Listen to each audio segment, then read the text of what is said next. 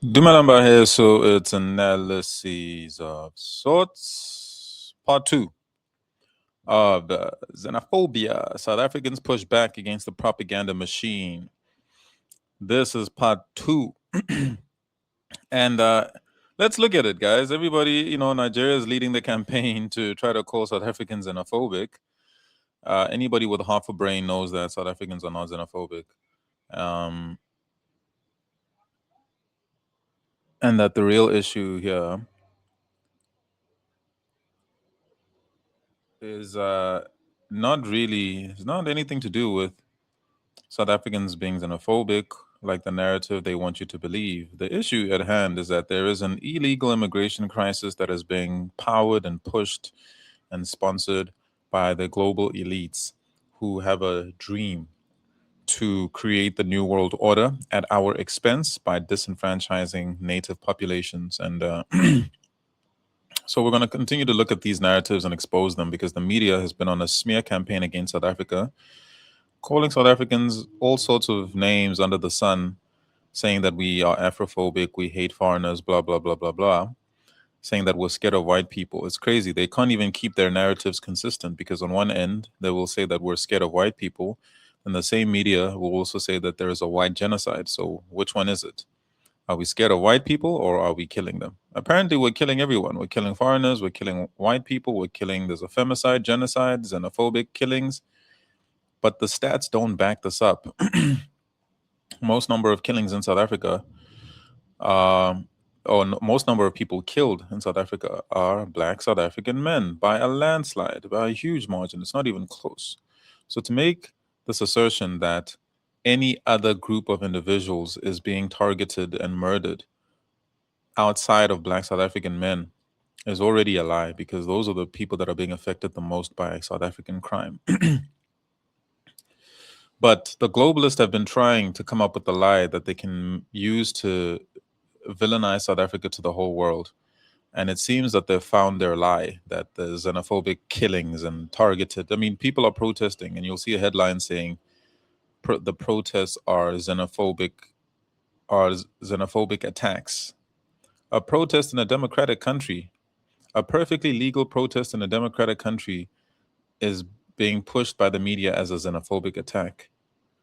And of course, this lie is being peddled by the globalists and their CIA operatives, Nigerians, around the world to try to defame South Africans, Black South Africans in particular. That seems to, because again, Black South Africans are pushing back against the agenda of the globalists. And obviously, when they're done with us, they're going to move to countries like Ghana, Uganda, countries that are deporting illegal immigrants as well and fighting back and pushing back against the globalist agenda. But let's continue watching this. This is from a TikTok live stream. I'm going to pick up where we left off. It was roughly around the same area. And we'll listen to more South Africans pushing back and rubbishing these claims that South Africans are xenophobic. To be removing some of these posters because I did see that the mayor of Swane started doing the same. Yes. And she did say in one of the videos, these numbers point to addresses and people must give her the addresses. If you guys are going to find out who are these people who are publishing these adverts, please do take videos and send through to us so that we can make the public aware. No, thank you so much, host. No, we'll definitely do that. And then also, just in addition to that, Mr. Sigma, before you come in there, you know, I used to ask a lot of guys, most especially most of my colleagues who were, in foreign countries back then, right? How they used to live in those countries. You know, they would tell me that they were staying in refugee camps during the time of the struggle during the apartheid regime and so forth. But now, why have we allowed these guys, to be all over like mosquitoes that has infested this country of ours? Because these guys are not regulated, eh? And this thing, it's not just a matter of these guys, they're here for business and so forth. There's a time ticking bomb, ladies and gentlemen. I have to be frank with you. There's a like all-round defense, if I have to put it in my military terms. We are surrounded by these people, and that's why they could even retaliate against the police. If you could remember vividly what happened in Alexander at some point, where these guys, they charged against the police and the police had to retreat. So we've got to do something, ladies and gentlemen. That's all I would like to submit. Thank you very much, Sir Tumelo. You'll get in contact with Queen Dudula. Trevor, I just want to check with you. I know Queen Victoria's disconnected. Do you guys need to go? No, I'm still here. I'm still here.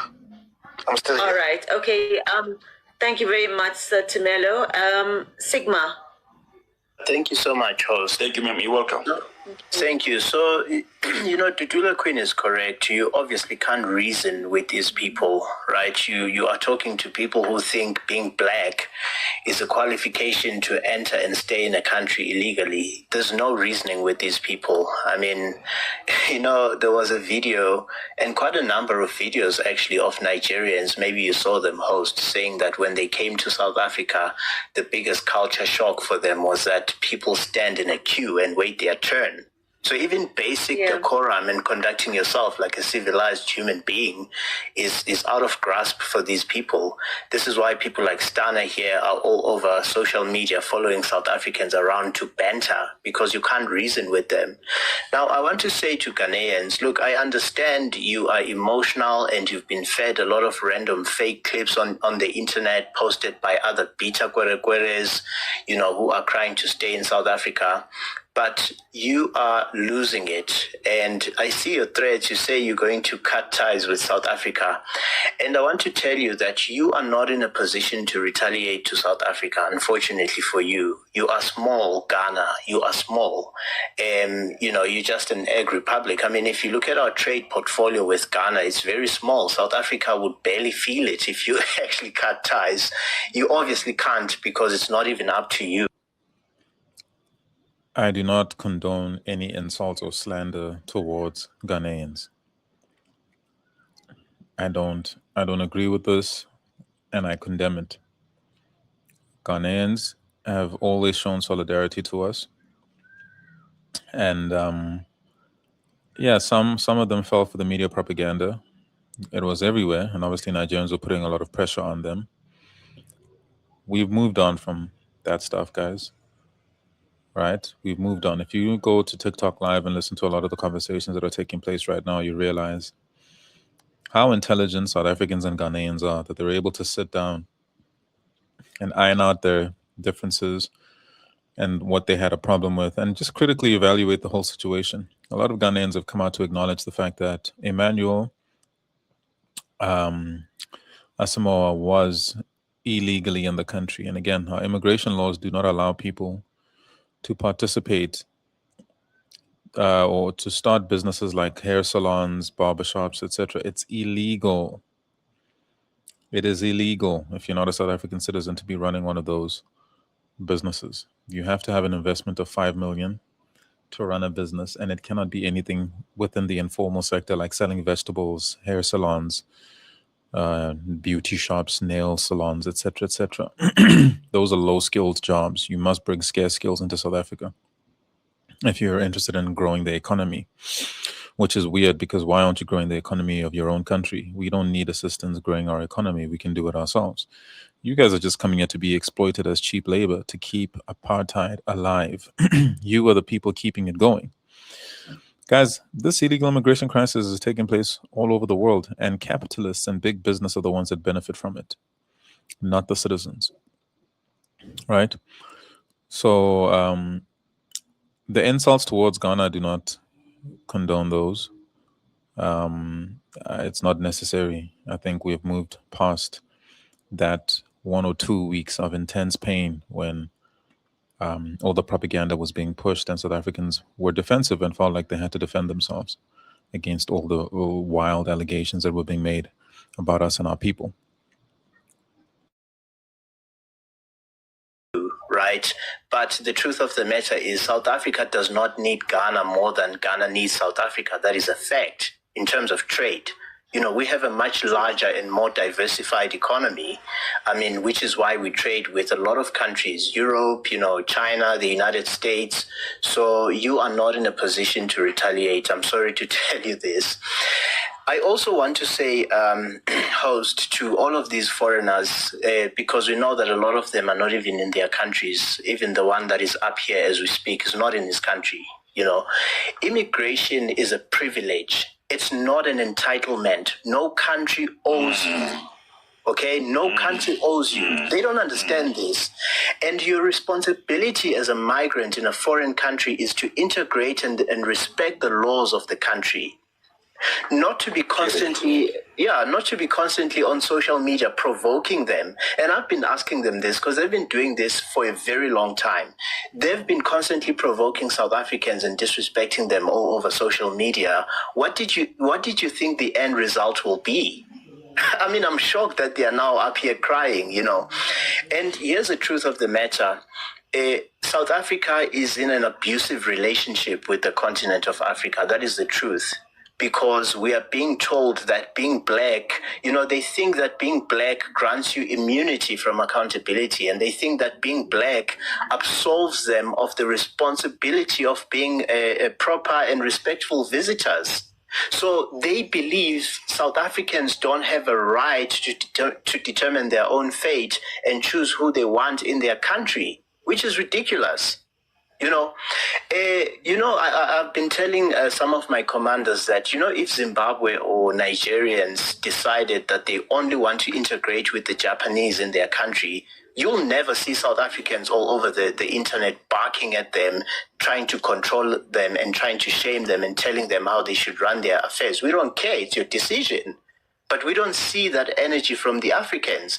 They are crying about white people. They are crying about everything else. And also, gazetted a law that they saying that 75% of foreign businesses should be given to Zimbabweans. Did you see us opening lives and persecuting them? Not. Tanzania did the same actually early last year. So they have a new law now where they want to protect certain sectors. The informal economy is preserved for the locals. You can't run salons there. You can't do it. Why is it that when South Africa wants to make a move to protect South Africans, it is an issue?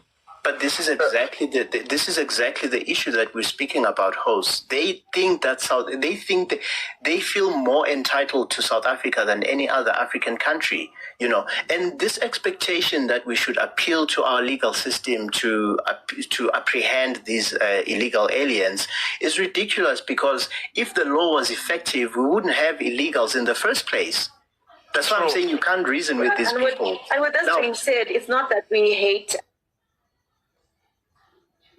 our country. Definitely. Respect what we have in place. And can I come in, host? When am I going to speak? Dana, shut your mouth. I'm not done submitting. Shut your mouth. You know me now, Sigma. Listen, I'm not done submitting. You see, they don't even respect basic decorum. It's too much. Sigma.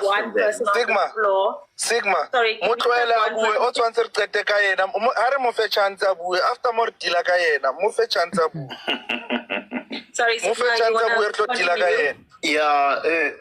no, I'm with you, my leader, Trevor. I just want to say this quickly because there's a lot of misinformation going around with the Ghanaian guy. I want to say to them that, you need a valid business visa, which is issued under the Immigration Act 13 of 2002 in South Africa in order to run a business. Simply having a passport does not grant you the right to start operating a business. That is the law of South Africa. Okay? And without that, running a business is illegal regardless of whether or not you have a passport. That is the law of South Africa. And we also have a law that says you have to have a minimum of at least 5 million rand to run a business in South Africa as a form of investment. Now, you also have to employ at least 60% of the local staff. Those are part of the laws that we have, which are set by the regulatory environment, which is why, for example, we didn't allow Elon Musk to operate Starlink in South Africa, even though he's a fellow South African. So this is not about hate, it's about enforcement. Okay, and there's no way. I mean, if you watch the video, obviously there's no way that Ghanaian alien could have had that investment. He doesn't have 5 million rand. I mean, the guy looks like he hasn't taken a shower in 6 months, right? So none of these. Again, guys, look, Sigma's brilliant. He's one of the leaders of the patriotic movement, the general patriotic movement happening in South Africa. But like I said, if you're Ghanaian and you're hearing some of these insults, don't take it personally. You guys hurled some insults at us as well. You called us HIV Republic and all sorts of horrible things that usually we associate with Nigerians. So you got to take it on the chin, right? What did they say? Throw it to the game. You got to take it on the chin, just as we took it on the chin when we were being insulted for those 2 weeks. Everybody was calling us everything from a savage to vigilantes, savages, barbaric, vigilantes, xenophobic, etc., etc. People call us names all the time, and we're expected to just take it. So don't take it personally. But to just touch on what he said, when people take the sanctimonious approach to how we should respond to the criminality in our country, it's extremely insulting. When people say we should let law enforcement, as if we are standing in their way or that we're preventing them or that we're so bloodthirsty, we don't want law enforcement to do their jobs, that we have such a desire for blood. It makes us look so barbaric when people say you should simply tell your government this or that. The same people that are telling us to tell our government are the ones that are running away from their own government instead of telling their government this or that. But they have the nerve to tell us what we should do and what we should tell our government, and to talk to us as if we don't understand law enforcement, as if we don't have law and order in our country, or that we don't understand law and order. People who can't stand in a line, in a queue, are telling us about law and order. Extremely insulting.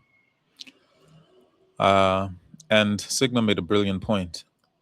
Do you think we would be on the streets protesting and enforcing our laws by asking people for their papers and their documents and their visas? Do you think we'd be doing all of that if our government was doing its job?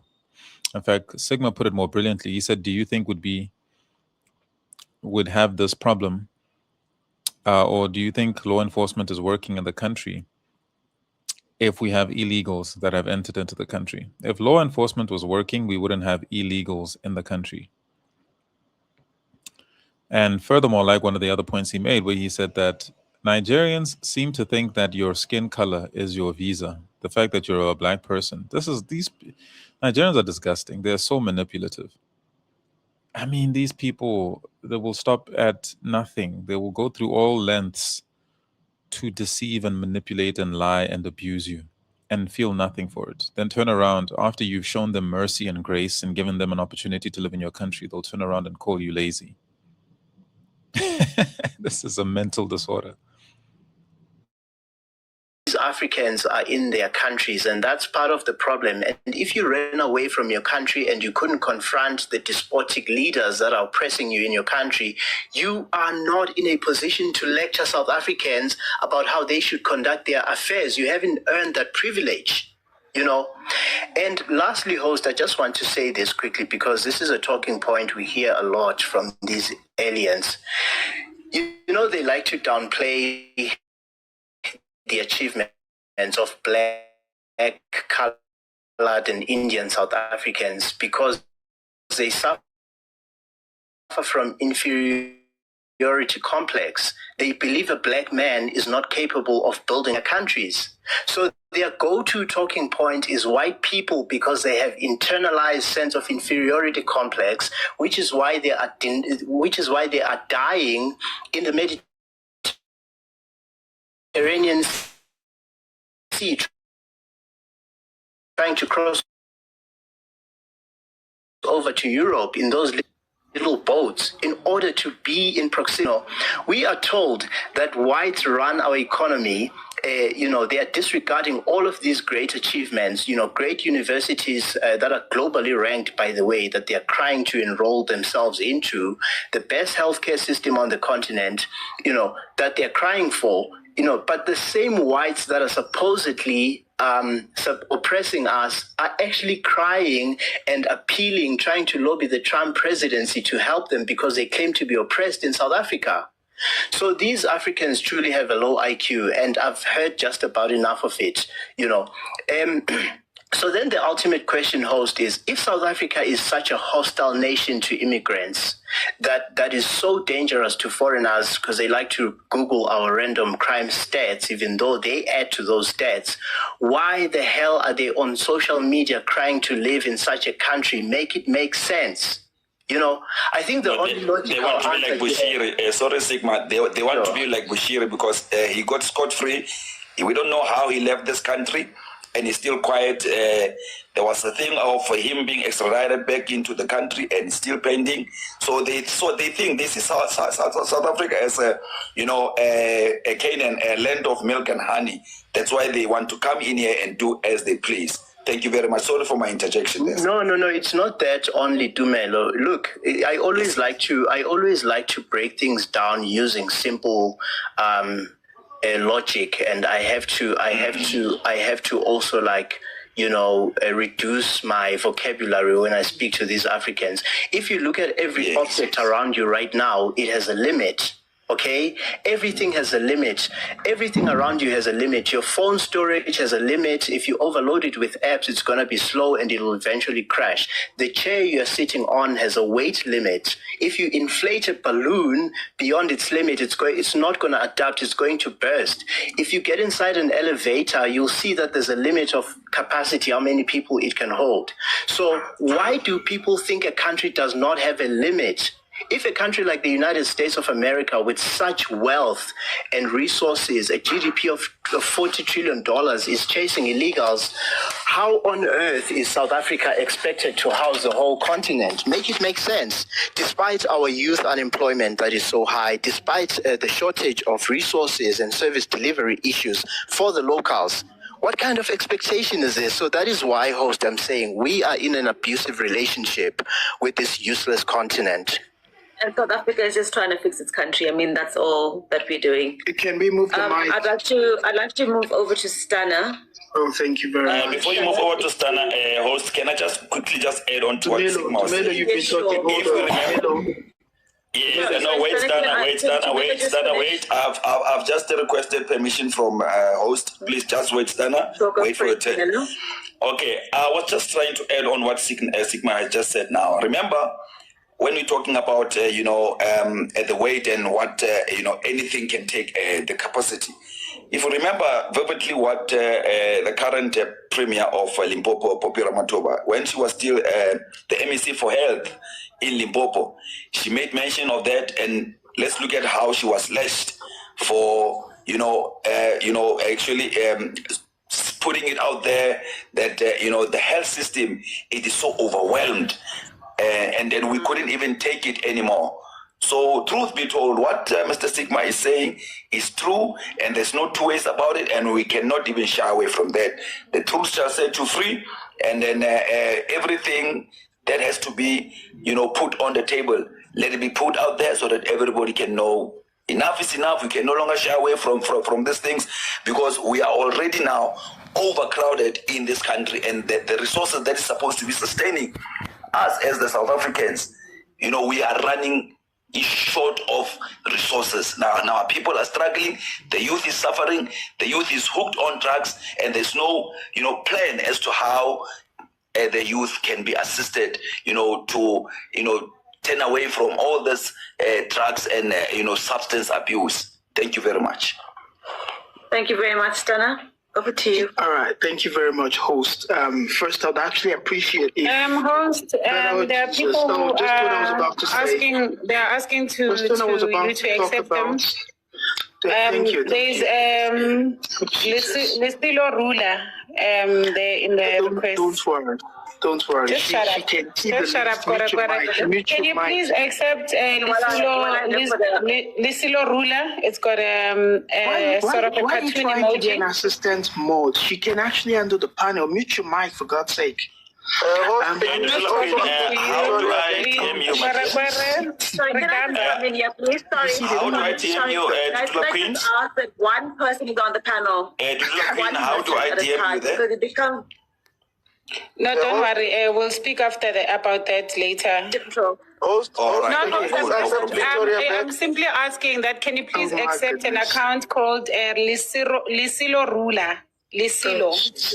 Oh, Jesus. Spell that for This me. guy. Lisilo.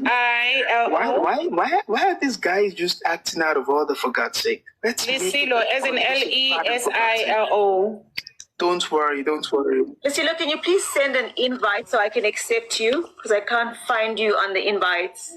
Don't worry. Can people type it in the comment section? Can people type it in the comment section so she can see it, please?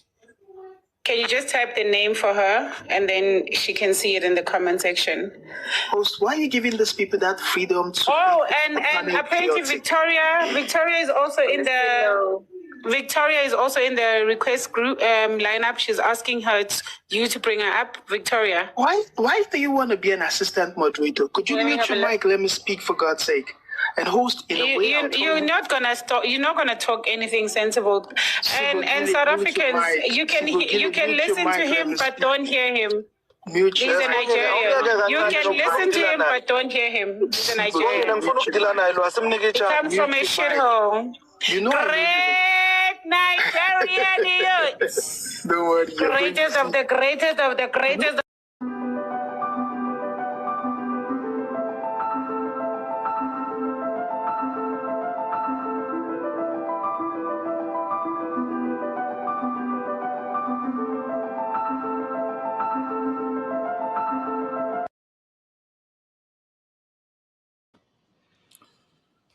I like what Ms. Bongile did there, or Dudula Queen did there at the end, not even giving that moronic Nigerian a chance to speak. Because one thing you'll notice about Nigerians, they have very poor listening skills.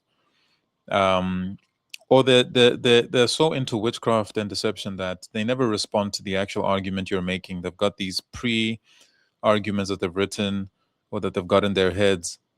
And whatever you say, they can't offer a rebuttal because they've already made up their minds that they're going to say a particular thing. And when you catch them out in a lie, they change the topic like clockwork.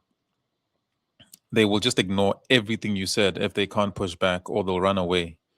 Typical, right? So, for example, they'll say, oh, many Nigerians are being killed in South Africa. Then you say, okay, what are the stats? Give us the numbers.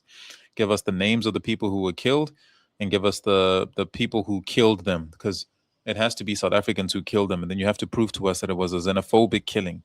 How do you even prove a xenophobic murder? Like how? How do you prove that? Right? So you cannot prove it. And there's no data that substantiates or supports the idea that Nigerians are being targeted in South Africa. It's nonsense. If so, produce the numbers so we can see. Give us the names of the people that have been killed. Give us how many Nigerians have been killed in South Africa as a result of xenophobia. You can't do it. You guys don't have the data because those statistics don't exist. That data does not exist for a reason. Nigerians are not being killed. They're not being unalived. They're not being targeted. Just because if you travel overseas and you die in somebody else's country, is that because of xenophobia? Come on, use your brains. These guys, what they're saying could never hold water. Could never. All right, so we're going to move on to the next video to react to. You know, with this one, I had so much hope. There was a panel of people in Cameroon talking about this, and they brought in a South African into the panel, which was very good to balance out the opinions, or else it's just propaganda. If you just got a bunch of bigots talking about how much they hate South Africa and masking their hatred behind xenophobia, fake xenophobia, then it's just biased reporting. It's propaganda. But they brought in a black South African man. Guys, you must understand, South Africans are highly intelligent. You cannot compare us to majority of the people living in Africa as far as IQ, as far as literacy rates. We have some of the best schools and universities on the continent, the best schools and universities on the continent. So to be spoken down on by people who don't even have institutions that can educate them, who can't read for comprehension, telling us that we're stupid and that we're lazy, it's laughable. It lacks self-awareness. It actually reveals and exposes the stupidity of these people. So in this panel, you'll notice that there's obviously the host, the lady who's sitting in the middle, and then there's 3 other Cameroonian gentlemen who initially were trying to push propaganda, the propaganda that they're seeing on the internet, because these people have a deep hatred and jealousy towards South Africa, so they need to mask that by pretending that they care about xenophobia. But you won't hear them making any plans to unite Africa to help Sudan, Congo, people who are victims of Boko Haram, Fulani. They remain quiet on those things. They just say, oh, it's insurgency, it's insecurity, etc., etc. But they're not as worked up as they are when it involves South Africa. Because for a lot of Africans, they can't believe that there are blacks on the continent who are living a first world life. Man, they can't deal with it. They don't feel like we deserve it. They don't feel like we're worthy of that. They don't understand we fought for that. We worked for that. We deserve that.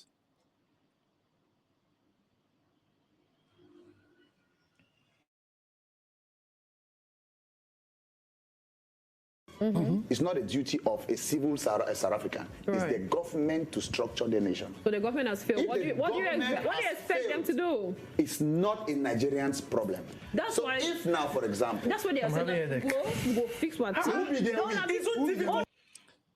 Notice this Cameroonian reasons very much like a Nigerian. They asked him, what do you expect the people to do if the government has failed? His response was, it's not the Nigerians' problem. That's not an answer to the question. The question is, what do you expect the citizens? The question should have been, what would you do if your government had failed your people and you were being invaded and attacked by foreigners? These people are hypocrites. There's only one answer to that. And if you're saying anything other than what South Africans are doing right now, you are a liar. You would not allow your nation to be invaded, and you wouldn't allow foreigners to attack your people while you watch and waited for the government to intervene. A government that, if there was law enforcement, we wouldn't have illegals in the country, like Sigma said, in the first place. If there was really law enforcement, we wouldn't have illegals in the country. That's to show you there is no law enforcement. So if somebody breaks into your house, are you going to let them do what they want to you while you're waiting for the police to take action? Stop, don't be stupid. You're being stupid. There's only one thing you would do, which is to defend yourself.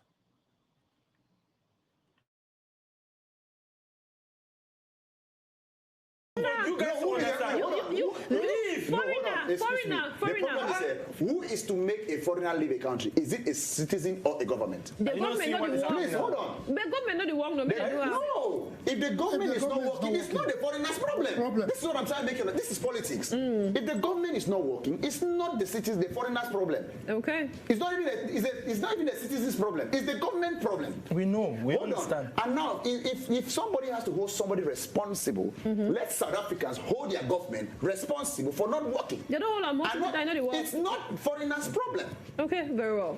Talking about it's not foreigners' problem. They should hold their government responsible. Well, South Africans are here to tell that now our problem. We know we go now. Take a look at this video real quick. See the way South Africans are treating foreign nationals who own small businesses in South Africa. Take a look. Owning a small business in South Africa as a non-citizen, as a foreigner, is illegal. Stop sympathizing with criminals. They say, oh, they just own small business. Oh, they're just trying to survive. South Africans are also trying to survive. You're destroying our economy with these small businesses that are illegal, that are not paying tax. The informal sector belongs to South Africans. Go home and go sell potatoes on your own streets. Stop sympathizing with criminality. It's witchcraft, what you guys are doing. It's deception. It's manipulation. You're twisting the narrative to feel sorry for the perpetrators of crime. Stop lying. You are manipulating the narrative to favor the criminals instead of the true victims. Stop telling us that they own small business. How can you own a small business as an illegal in the country? Don't you use your brain? These people, their logic is telling them one thing, but their hatred for South Africa, I'm talking about the people on the panel, their logic is telling them one thing, but their hatred for South Africa won't allow them to accept what is logical. They have to peddle these lies and push this narrative.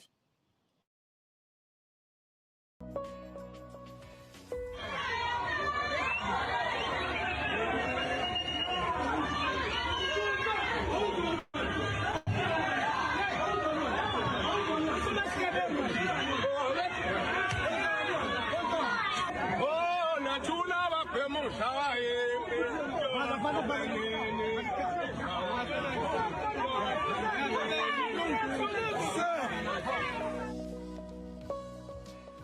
Okay.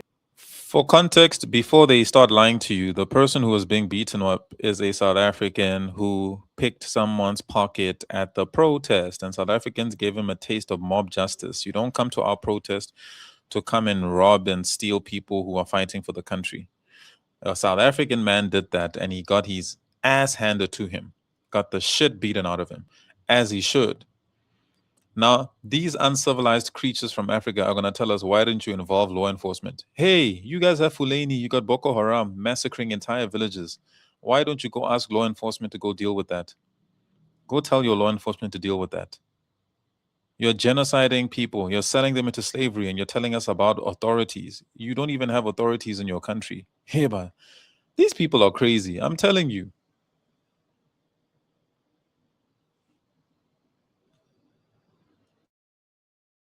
Ladies and gentlemen, so that is what is happening at the moment. Before my pundit, before they comment, let me hear from the South African. Hello, brother. Good afternoon, and thanks for joining. Yes. Hello. How are you, brother? I'm fine. Yourself? Oh, we're fine. Thank you. Can I answer? There's a question I want to answer because that everyone keeps raising. People keep saying the thing about us being afraid of whites or not dealing with white people. Can I deal with that question? Yeah, sure, you can, brother. Carry on. So I want to ask: Have you guys heard of Fees Must Fall?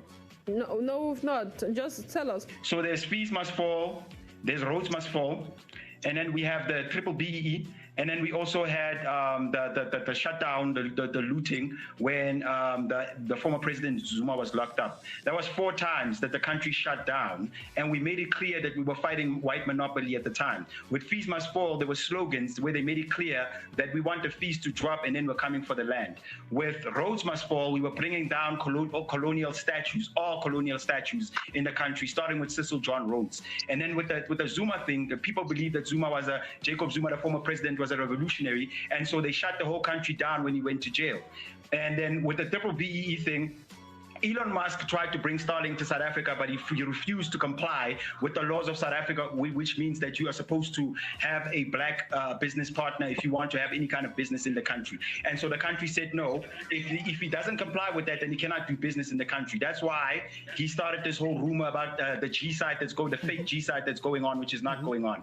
So that's how many times are we supposed to fight white monopoly until people realize that we're actually not afraid of these white folks? Now, the problem is every time we fight these white monopolists, every time we fight these white businesses, it is the illegal immigrants who take the jobs. They are the ones who say, no, we don't mind working for peanuts. We don't mind working with you calling us the K word, which is similar to the N word in America. I don't know if I can say it, so I'm not going to say it. But, you know, they don't mind being called the K word. They don't mind being beaten up by a white man. South Africans do. We stand up when we're being called the K word, when we're being disrespected, when we're being paid less. We actually go out there and we boycott. But when we boycott, it is the illegals that take the businesses. So unless we deal with these illegal immigrants who ran away from the governments in their country, instead of solving their problems, they want to disrupt us whenever we fight white monopoly.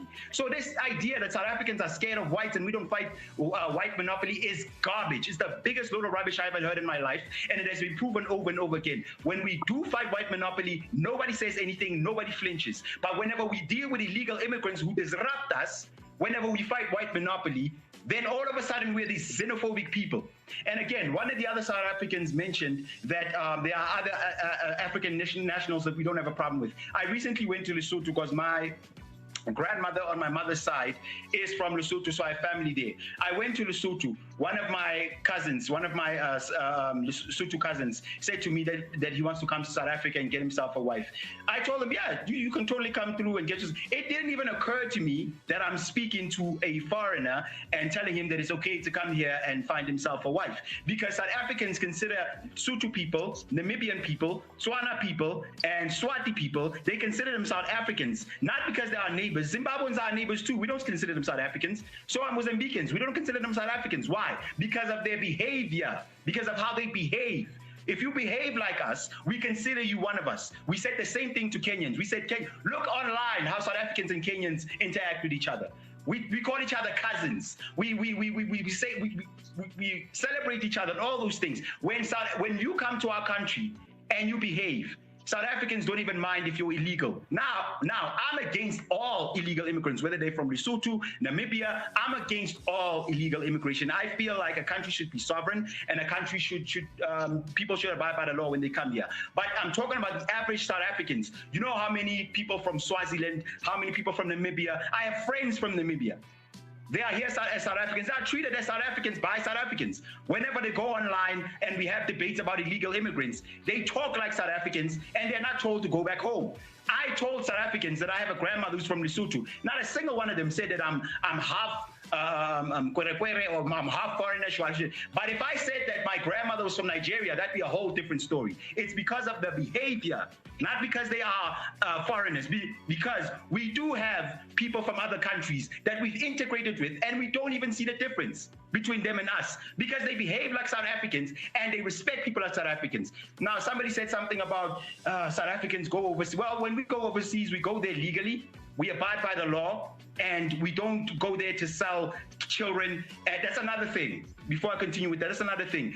People act like we are fighting Nigerians because they're taking our jobs and they're taking our women. Like I said, Sotho people come here and take jobs and women. Namibians come here and take jobs and women. The other people I mentioned, people from Botswana come here and take jobs and women. Nobody flinches, no South African. In fact, we encourage them. We say, no, come through. They say, yeah, you come over to Namibia too. There's jobs for you, there's whatever. There's no flinching. Mm-hmm. The problem is Nigerians are known for kidnapping our children and putting them on drugs on purpose. Because people always say, well, there's a market. If there was no market, no one would be able to sell drugs or what. That's nonsense. We know when you're in Joburg, you need to watch your back. Not for South Africans, but for Nigerians who will kidnap you and force you into drugs the way they do our children. Some of our women are forced into prostitution, okay? And there's a whole cartel. There's a Nigerian cartel. I probably shouldn't even be mentioning it because this might be my last day on this earth just for mentioning it. There's a whole Nigerian cartel where they sell powder. I don't know if I can say, where they sell powder and all these type of things. Now, I'm asking myself, people are talking about, no, Nigerians, they're hardworking people and there's so much skills. Where are these skills? Why can't these skills contribute to the country? Let's talk about China.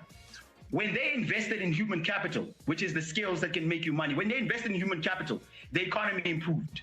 When Dubai invested in human capital, the economy improved. When Singapore invested in human capital, the economy improved. Why is it that Nigeria is the only country on the planet that when they invest in human capital, as they claim, where they have all these skills, but for some reason the economy does not improve, in fact, it gets worse? I don't believe any of that is true. I don't believe that people hate Nigerians because they have skills and Zimbabweans because they are hard workers. I don't think so. Where they get this idea that we are lazy is when we boycott the white monopolists or the white supremacists who disrespect us, and the white people tell them, well, you guys are hard workers. Come and work for us. These guys are lazy. They call us lazy because we won't allow them to call us the K word. We won't allow them to pay us peanuts. We won't allow them to disrespect us. So they call us lazy. And Nigerians and Zimbabweans and these people who are willing to comply and allow themselves to be disrespected, that white people tell them, these guys are lazy. You guys should come here and work for us. And so then they go with that. And then they start spreading that rumor that South Africans are lazy and they don't want to work. It is pure garbage. It is nonsense. Okay. So, yeah, those are the few. I forgot the other points because I was here for a long time. I can't remember everything. Yeah, but no, I'm going to be asking questions. It's fine. My brother said that if all foreign nationals were to leave, South Africans would suffer. Do you agree? Because even the menial jobs, you'll still not be able to do them. So why don't you just let the documented foreign nationals... That is the biggest rubbish I ever heard in my life. Come again? That is nonsense. Okay. Like I said, when our people, a lot of our people, especially our youth, have gotten used to not investing in their own skills, because whenever they started tuck shops, the Ethiopians who have a tuck shop cartel, something we've never heard of before, they chase our people they drive our people out of business. They started off by making the products cheap. Now they are literally bullying our people. And some of those videos that you show, where you show them chasing away illegals and punching that guy and doing whatever, you guys don't show the videos when the South African tuck shop owners were crying and saying these people do not want to allow us to have our own tuck shops. An Ethiopian was telling them that their boss will not allow them to sell whatever they want. If they're going to sell acha, or they're going to sell bread, but they can't sell coke, they can't sell this. Be like, who the hell are you coming all the way from Ethiopia to come to South Africa and tell us what we can and cannot sell? That you won't show on the video. That's the problem that I have with people who are complaining about xenophobia. They never show the part where our people are being kidnapped, when our people are being thrown into they perform human sacrifices on our people to make money. They kidnap our kids and sell our minors to grown adults. People have had enough. So do they get extreme? Yeah. But you know what? At this point, I understand, because it's been 30 years and we've accommodated all foreigners for 30 years, legal or illegal. But we spotted the ones that behave when they're here, even when they're illegal. And those people, we don't see a difference between us and them. But the ones that we've noticed that are doing heinous things to us, those are the ones that we differentiate and distinct ourselves from. So when someone says to me, South Africans, do you think it's okay for you to punch into it? You know what? When you've heard your neighbor's daughter was missing and it was found in a Nigerian, brothel, and you know, it comes to a point where you no longer care anymore. It comes to a point where you and I'm not gonna, honestly, I'll tell you one thing. I don't care if I'm called a coon after this. I am not going to attack my white neighbor who's just trying to live life and just trying to survive and has done nothing to me, and at times will leave their kids with me to look after, meaning that they trust me and they see me as a human being. When my daughter gets kidnapped by a Nigerian, or my son is sold drugs, forced into drugs by Nigerians, I'm not going to go and attack my white neighbor who's just trying to live life and then say to the Nigerian, oh no, we're brothers, hey, one Africa, one. That's not going to happen. We have had enough of Pan-Africanism in this country. 30 years, we try to accommodate illegals, foreigners in general. Even the ones who are documented, the reason why they're also getting targeted now is because they are either quiet or complicit when the illegal immigrants are doing these crimes. So this is why South Africans have had enough and saying, you know what, even the documented foreigners should leave. Okay. Because they're not standing in line with us to help us fight these illegals. They are arguing against us whenever we fight people that are destroying our country. So this idea that these people we are these cowards and we're afraid of white people, my question is, are they brave for working for the same people that we are boycotting and fighting against? Are they brave for running away from their government instead of fighting and then coming here to work for the very white people they say we're scared of? Are they brave? That's my question. Whenever an accusation is thrown at South Africans, I'm asking myself, can the same not be said about them? Are they not worse? Because at least we stay and fight. We don't mind staying and fight. We will suffer. We will die in this country, fighting for this country. And that's why we've had enough of this Pan-African talk. We just want to live life right now. Like I said. Very well. So I'm going to let you and the Nigerian have an exchange. You know, I think he has a couple of questions. Samuel. This guy saying what he's saying, everything is Nigeria, is bullshit. Because I can give you a scenario. AKA that was shot dead in broad daylight in South Africa, was it done by Nigeria? AKA that was shot dead in broad daylight. I've lived in Nigeria almost all my life. I've not seen any celebrity shot down broad daylight. I only see it in movies. I've seen a scenario where fan that's carrying money at Nigeria broad daylight in South Africa is also done by Nigeria. So you are telling me now that every crime committed in that country is all done by Nigeria? You are an hypocrite, bro. Okay? You have.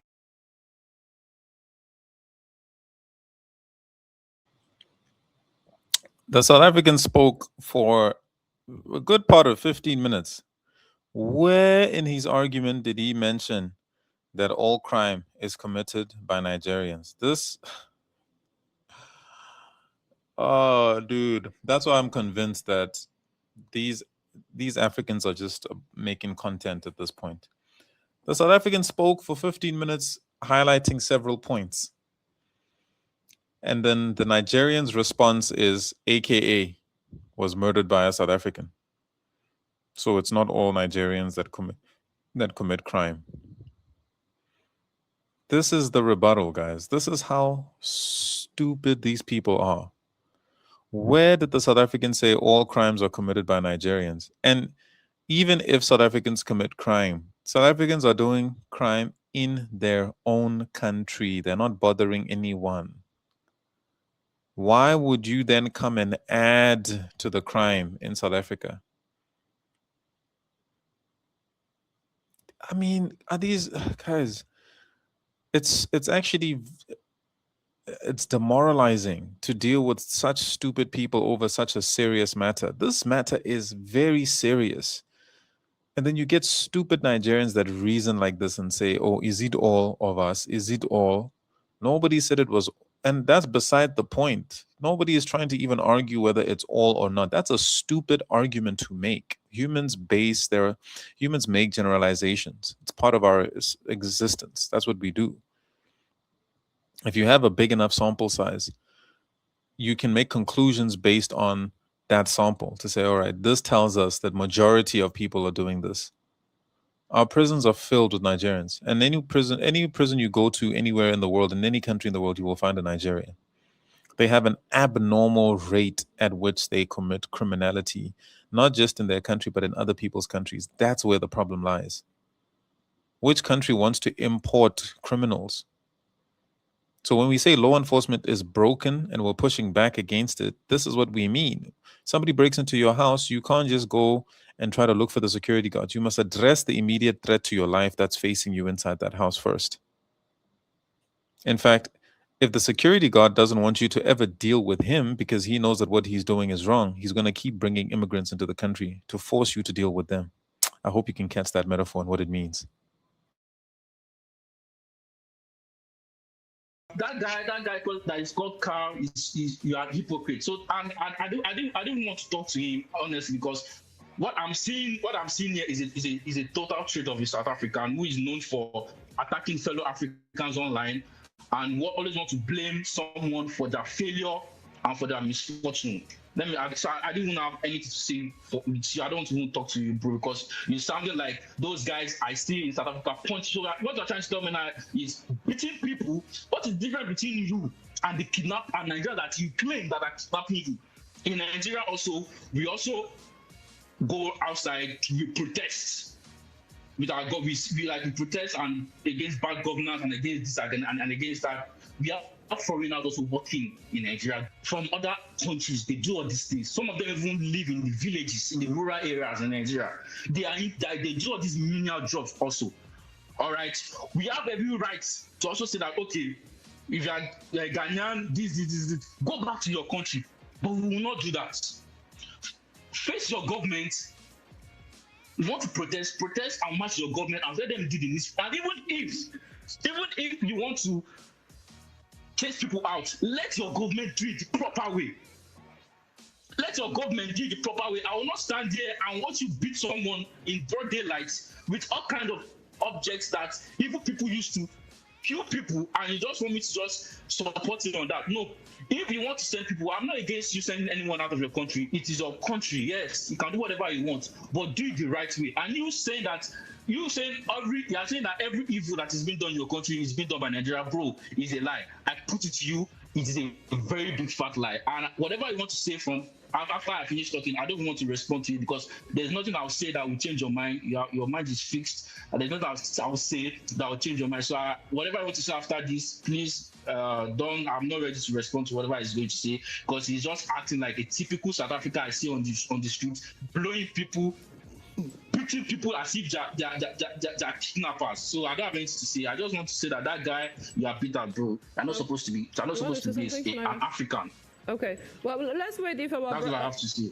I don't know if our South African brother wants to reply before we ask them. Yeah, let me just say something quickly. I think the brother didn't respond to a single thing that I said. He didn't kick back at any accusation that I threw at the Nigerian people. And I want to say that my people are not crazy. Nah, we've been living with illegal immigrants for 30 years. If most of my people come to me complaining and saying that I hear people saying my daughter was kidnapped or such and such was drugged and whatever, I'm not going to look for the South African who's responsible for it. If someone tells me that they were taken to a Nigerian den, I'm going to the Nigerian den. If I find Nigerians kidnapping them, I'm not going to ask where's the South African that I'm supposed to blame. I'm going to the Nigerian state and fighting them. And we've been doing that. And he's saying we should let the government deal with them. And he thinks we haven't tried that.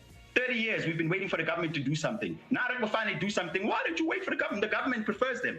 That's why. Because they are cheap labor and they don't fight. They don't fight for nothing. They rather stay here and work cheap labor and be beaten and disrespected because they'd rather be here than go back to their country. That's what I've noticed. And that's what South Africans have noticed. Now, are South Africans taking it too far in some cases? Of course.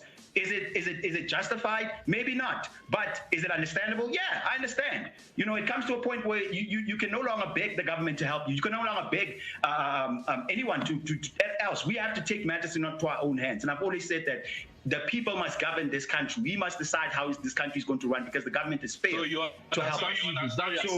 So when someone tells me that I'm better, I really don't care, man. Like an opinion from someone who's an apologist for child nappers and human sacrifices and drug pushers.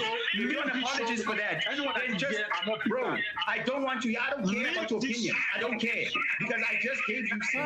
Please, you have to. I don't know if you have to mute because there's a lot of echo. Someone is Nigerian, we actually go to those places. Why would someone send me to a wrong place? Why would someone complain to me and say that someone kidnapped my son and then take me to someone who didn't do it? And then I find my son there, I must assume it was a South African if I see the man right in front of my face. The South African told you, watch Sizokuthola, watch it. They bust these people all the time, and we notice that the majority of busts, whether drug busts, human trafficking busts, or any other major crime, we find that there's a Nigerian. It's not all of it. I never said it's all of it. Do we have crime in our country? South Africans. I did not disturb you. You said I shouldn't disturb you. You said I shouldn't disturb you. You said I shouldn't disturb you. You are bitter, my man. You want to cry, but it's fine. So. Okay. We said, watch the shows, watch the reality shows where people are kidnapped, where there's drug busts. Are there South Africans? Yeah, but a select few. Majority are illegal immigrants. And we ask ourselves, why can't these people just go back home and fix their country? I asked the question, and they can't answer the question. If you guys are so skillful, why is your economy down? Why is it that every other country that invests in human capital, their economy rises? But when you somehow invest in human capital, your economy decreases, especially considering your numbers. Okay. You have the numbers to improve your economy, but for some reason, your economy is still down. Let's allow the brother with no mineral resources, when they invest in human capital, they become one of the top 10 richest countries in the world. Look at China, look at South Korea. But for some reason, the Nigerians say, oh, we're so skillful. We have all of this, but for some reason, your economy doesn't rise. I don't believe that. I don't believe you guys are skillful. It should be reflected in your economy. If you truly have that, then the economy should reflect that. Let the Nigerian answer. Yeah.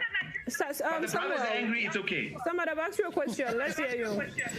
South African guys. Samuel, are you there? Samuel has left.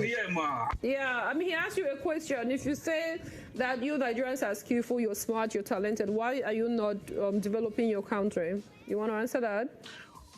If you are come on, I would love to answer that. Yes, ma'am. Okay. Right, I would love to answer that. Let's go.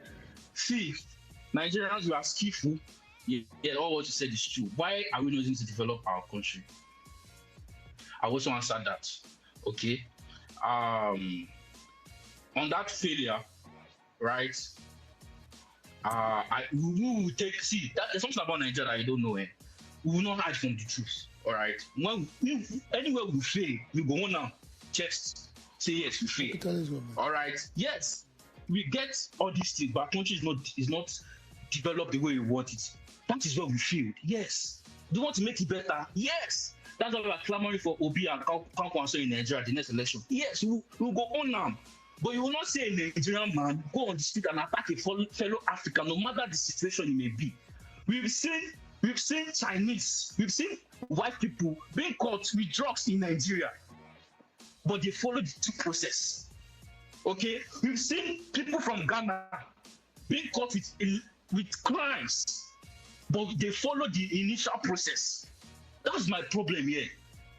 We are skillful. We are this. See, when you I'm glad that one of your hosts there has been to Nigeria before. I'm so glad.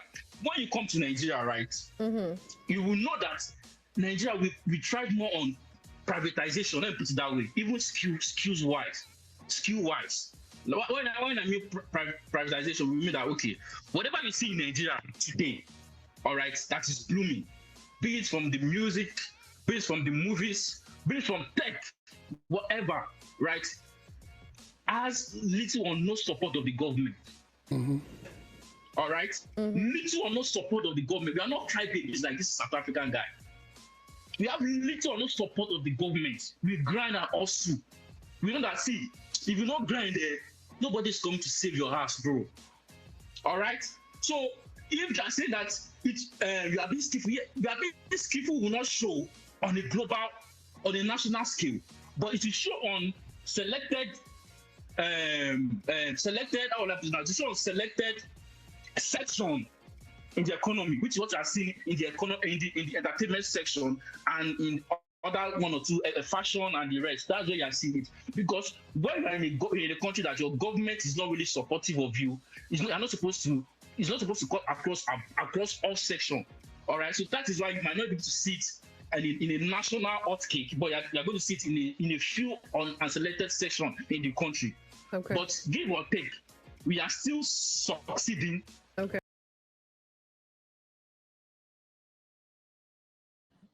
This guy is really sitting here bragging that their government doesn't support them and that they have to hustle. The fact that their government doesn't support them is why they are all over the world committing crime. Well, one of the reasons. It's nothing to brag about. I want you to listen closely to what this guy is saying. This guy is saying, even though the South African government is not doing its job, that we should follow the lead of Nigerians and grind and hustle the way they do to make money, which means perpetuate criminality worldwide.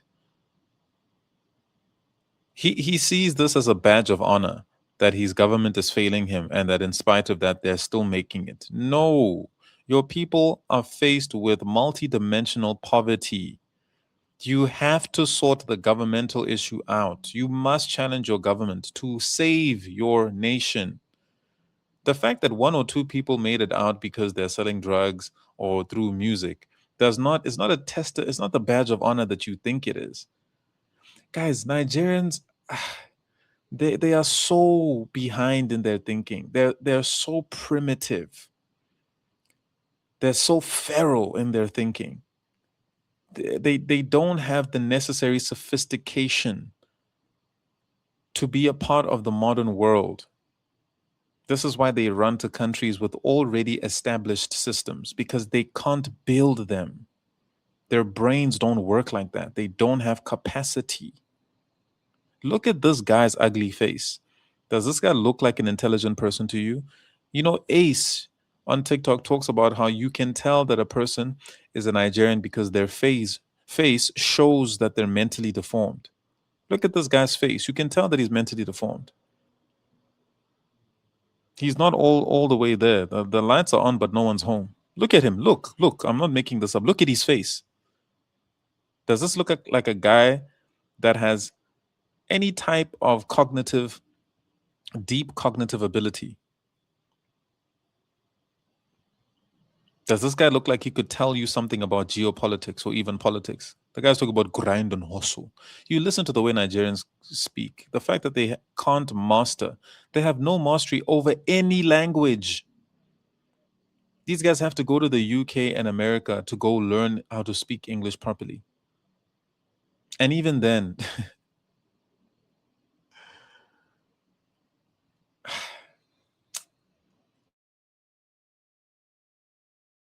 and we are still succeeding the best way we can. Okay. We will not cry like the way this one is crying. There's a video I want. Samuel,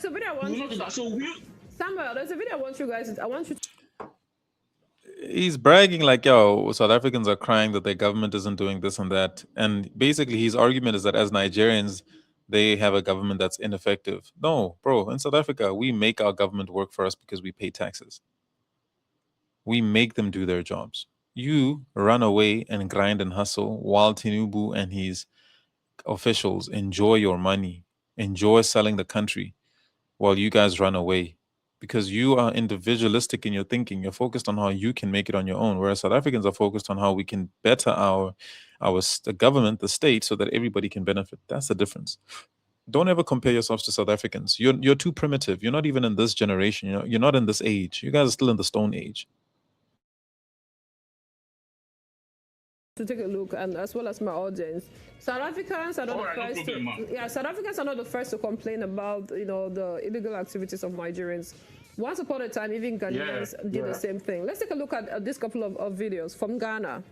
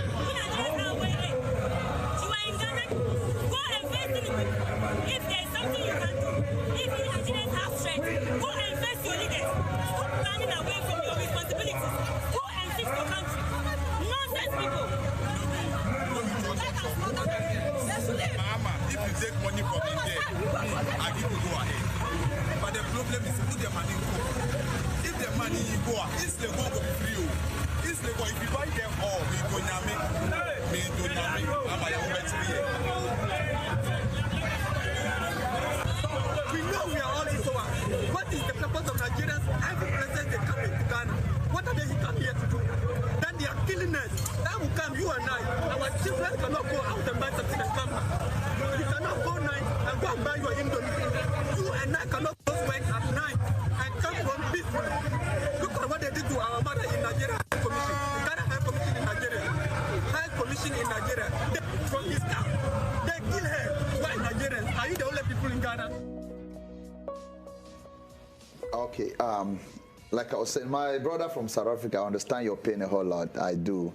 And I've experienced Nigerians in my own way, and it was not the best of experience so far. Now, the thing is, the first time I ever saw the four walls of a prison cell, it came from the deed of a Nigerian, or Nigerians. And that's what's in Dubai. Yeah, where Nigerians uprooted a complete ATM machine from the ground, and they went away with it. And not just Cameroonians or myself, every other black person was taken. In that vicinity? In that entire area. Whether you are with a visa or not, you are taken. So how did they know that Nigerians were? I know it's currently. No, the thing is, they have a CCTV, and they could determine by facials. Because before you get into Dubai, the camera scans your image. So they have your physical image in the system. So when you go now, when they take you to the police, because we're so many, they have to put us in cells. So they're bringing one after the other. You go face the camera. So their camera must identify that person. Wow. And at the end of the day, it was there were 3 Nigerians actually. No. Now, the thing is, we know that Nigerians will never come out openly to say that this is us. They cannot acknowledge their mistakes. But the truth be told, the whole world is suffering from Nigerian phobia. It's the truth. And my brother Samuel, you need to accept this. I'm sorry, but this is the truth. Right. You get. So I understand South Africans. Yet at the same time, I understand Samuel for saying that if South Africans want Nigerians to leave or any other foreign, they should do it the legal way, which is correct. Yeah, but the truth is, if a South African or South Africans are complaining this hard, it means, bet you, I will not say even the Somalians, the other South Africans I was saying, Somalians, Namibians, yeah, they may have been contributing their own quota, but Nigerians here, I'll bet you they are the center of it all. It's the truth. Let's not beat around the bush. I mean, we just let's not sugarcoat it. Right. You get Nigerians, they want to dominate everywhere they go.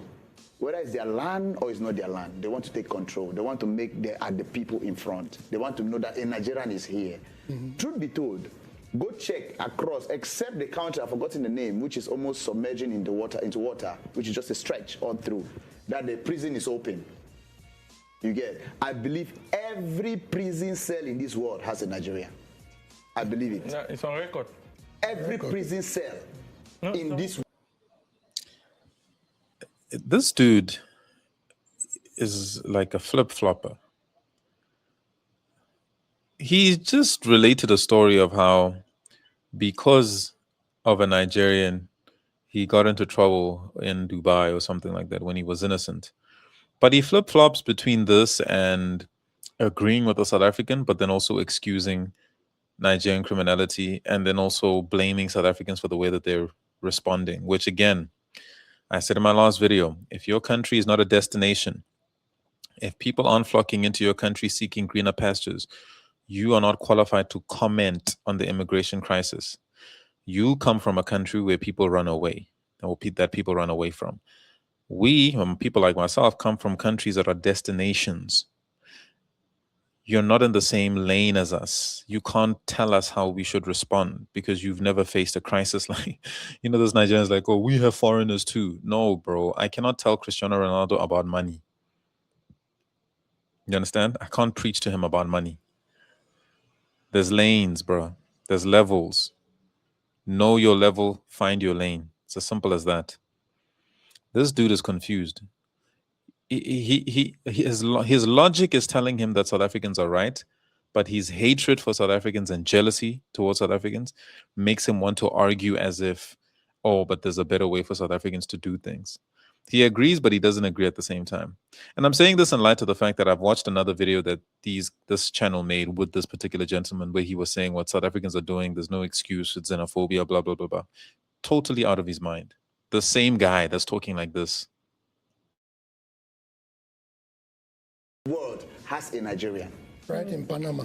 You get Nigerians. I don't know what is exactly their problem. All of us want to make money. All of us want to be comfortable. But why is it a must that is a must in Nigeria must make it? It's their mentality. Anyhow, anyway. Truth be told, yeah, in as much as we know crime can be constituted by anybody, not necessarily Nigeria and South Africa, because even before Nigeria became a problem in South Africa, crime was in South Africa. Crime was in South Africa. So who were the people committing this crime? Most likely were South Africans. But it was not in an alarming state. Like a Ghanaian too is complaining, like in an alarming state. Like they have not even finished dealing with their Ghanaian criminals. Nigerians too have come and had them. So which means that at the end of the day, Ghana acknowledge the fact that they have their own criminals. Right. They know how they are handling their criminals. No problem. But this one that Nigeria have come now, their own is not only criminality. They are now killing, they are now abducting, they are now doing so many things. Yeah. Okay, this is the same thing that South African guy was complaining. He cannot go and hold his neighbor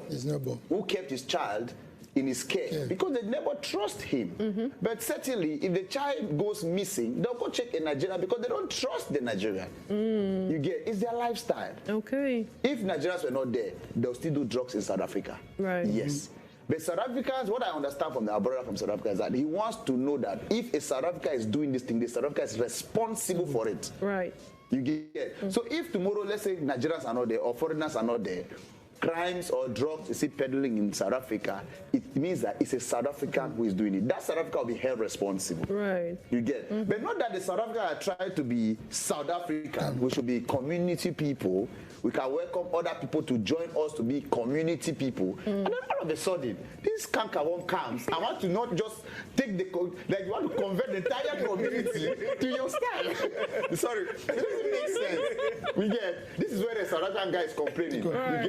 You get that's the point. That's what I feel that's his point. So if to me, I'll tell you, truth be told, our brother, our president, is among our youth too, from Ibrahim Traore, is struggling to build Burkina Faso. Right. I think that is a civil responsibility that every citizen of every country upholds. Right. It is your duty to build your country. So please, Nigerians, if they say all of us, South Africans have decided, all of us should pack our bags and go home. Please, let's peacefully pack our bags and go home and build our country. Nigeria is over there. You cannot force to stay in a man's house and the man don't want you. Man, you have to keep it. See, when I've heard about 4 to 5 persons that have talked about the fact that South Africans, they are putting their frustration on the blacks, whether it's Nigerians, whether what nationality, and that they should face the whites. Now, the truth is, they don't understand that apartheid ended, and the apartheid system was causing the anger that caused that fight. But right now, it will be difficult for a South African to face a white man to cause any riot or whatnot because they have already demarcated their own portion. Yeah. They are living peacefully. They are not causing any more harm. They are not showing any separation, whatnot. Oh, that's true. And the South Africans that are getting more angrier is the fact that most of the established industries in South Africa are owned by these whites.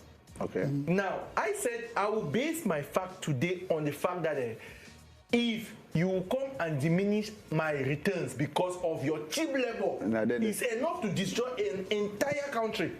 Now, the South Africans are being faced now with a situation where these industries that were given from top, that means the blue-collar jobs, white-collar jobs, right down to the layman job, right. It was of a particular standard. We have government structured systems where they talk about the revenue, the wage rate and whatnot. But this has been fixed.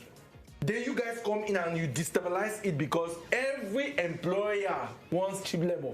Right. No matter what you do, they want cheap labor. Names comes in. I've gotten that from him. They start calling them names that they are lazy because they don't want to work at that.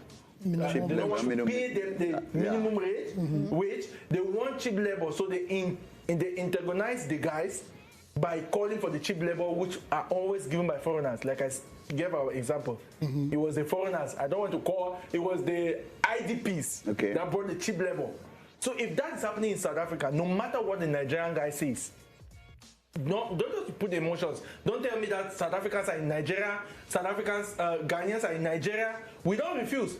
Everybody's everywhere. Everybody's everywhere. But why you, causing problems where you are. Why is it you? Everywhere you find yourself. That's the issue. That's the issue here. Chinese are everywhere, but so you don't see problems. You don't see problems. Chinese too. Over exploitation. Don't you pursue them?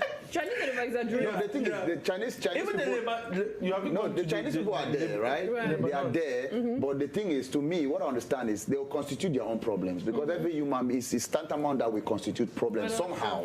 We will, but the point is, their problem they constitute is not heavy. No, it's not. Don't say heavy. I can illegal. When I mean heavy, illegal and evil. Okay. There's illegality and there's even illegality. I bet you now that Chinese don't just wake up from China and come to a place. They don't.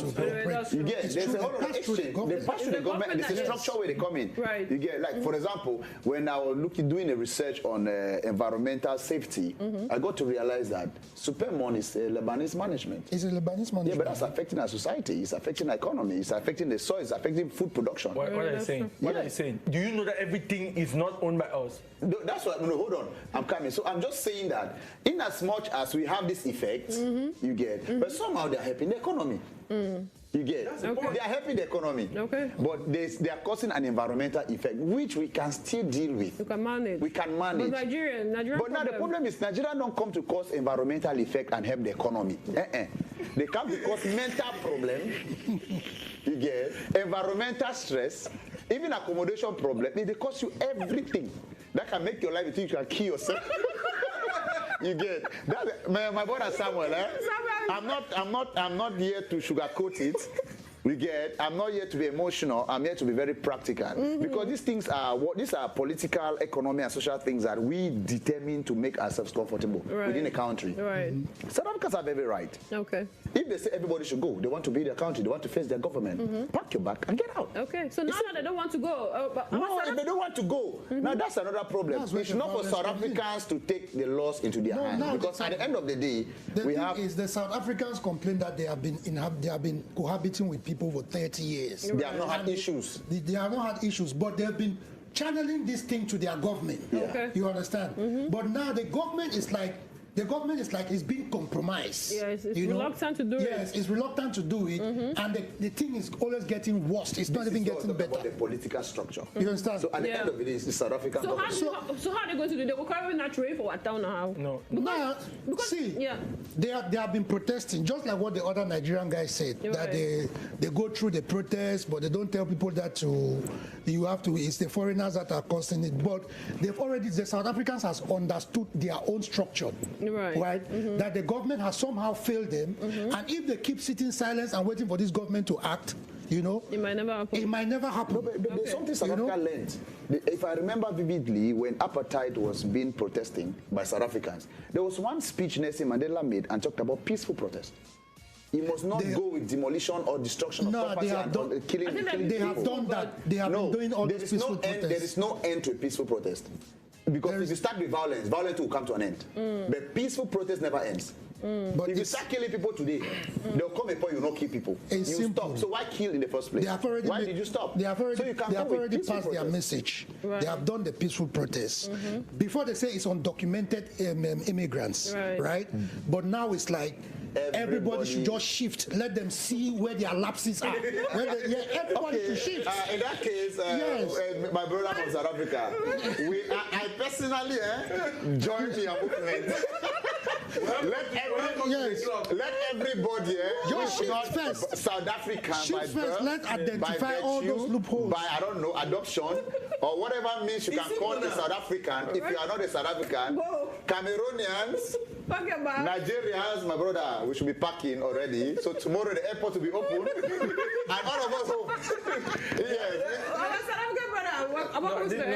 This question now, like this last thing I wanted to say. This issue can lead to we try to kind of see it like it will not bring that our unity, but it can. No, of course. If the 54 countries go to their 54 countries and develop their countries, OAU will function. Why would I go to South Africa to do what there when I'm okay at home? That's true. OAU will function. Let me go and see Soweto, whatever is there. Soweto. Some said in Soweto, I go and arrest them. We'll be doing African tourism. Don't look for one main leader like CAP. Yes. We don't look for one main leader. Fix your side, I fix my side. When I want to come to your side, I come and spend money, you can't come and spend money and do things, and come back. Case closed. Yes. Yes, everybody go home. South African brother, are you still there? Now that your government is a bit reluctant towards helping your cause, right, sending foreign nationals, especially the illegal migrants away, what measures have you decided? Are you just going to continue beating people, looting shops? You know, what are your plans? Well, the reason organizations, you can hear me, right? Yeah, we can. Okay. The reason organizations like Operation Dudula and March and March exist is to actually avoid the violence, because originally when South Africans started taking, like ordinary South African citizens started taking matters into their own hands, it was getting incredibly violent. People were getting killed, people were getting burned and all that kind of stuff because of people's frustration. You know, like I said, it's not just a matter of people taking jobs, because if that was the case, they would attack the other Africans that they don't have a problem with.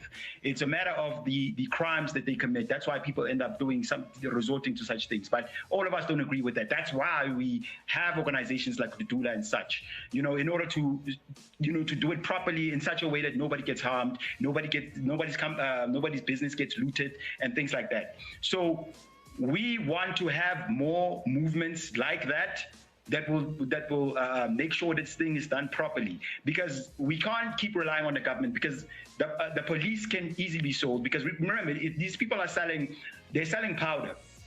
And they have these huge cartels where they can buy off the police, they can buy off politicians and things like that. So we can no longer rely on our politicians. We can only rely on the people on the ground who have these types of movements. So we aim to get more people to join the March and March, to join Operation Dudula, but to do things properly and not doing it in such a way that we look like hooligans to the world. In spite of the fact that I kind of understand the frustration of people, you know, but at the end of the day, it's important how you're viewed, because you don't want to scare away investors and things like that. So my answer is yes, we'd like to have more movements like that, or at least increase the number of people who are helping Operation Dudula and March and March to make sure that things are done properly. So yeah, that's my answer to that. Okay, so marching, will this make the foreign nationals to leave? Because at the end of the day, the government still has to do something. If you look at the mass deportation of illegal migrants, let's say from West Africa, the government had to do something. The president had to say something. They were giving you 2 weeks to leave Nigeria, 2 weeks to leave Ghana. So if your government, you can march every day, but if the government does not say that, okay, you have this number of time, this period of time to leave, then I think you just keep on marching and marching and marching, and nobody will leave. That's what I was asking. What are your plans? What measures? Are you going to get your government, are you going to force your government into buying what you're selling, or what exactly? Things are not cooperative, obviously. We've already taken measures in, you know, putting pressure on the government to deal with illegal immigrants. Okay. You know, just like I recently, I should probably fact check this, but I heard recently they changed the law and said that you can no longer be a citizen by marrying a South African citizen. So that's no longer that's one way the government is taking a measure to make sure that people are no longer coming here and marrying for convenience, but rather they will marry for love. Okay. You get what I'm saying? So no one really has a problem with people marrying immigrants.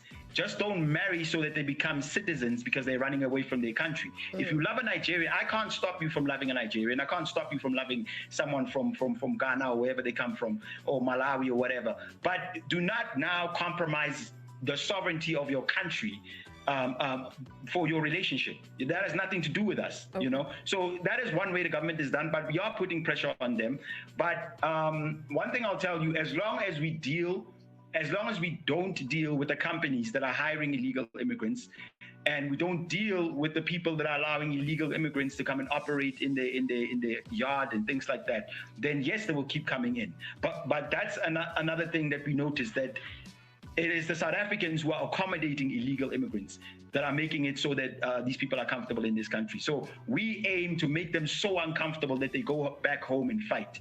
The one thing I don't understand is a lot of these guys are willing to stay here and they're willing to be killed. They're willing to die. And yet when you ask them, why did they go home and just do the same thing there? Just fight there, ask the government to you know, for whatever it is that you guys have a right to have as citizens, or to improve the economy. Study what South Korea did, study what Singapore did, what did South Korea did, and all that, and then do that. You get what I'm saying? But instead, they want to come here, and then they want to be revolutionaries in order to stay in a country that they're not wanted. I have never heard something like that before. You fight for your country. You don't fight to be a citizen in somebody else's country. That the people are willing to die in that country, but you're not willing to take the example from them and die in your country. That just baffles me. I don't understand that, like, at all. We might never understand, brother. We might never understand. Thank you very much. Thank you for joining us today.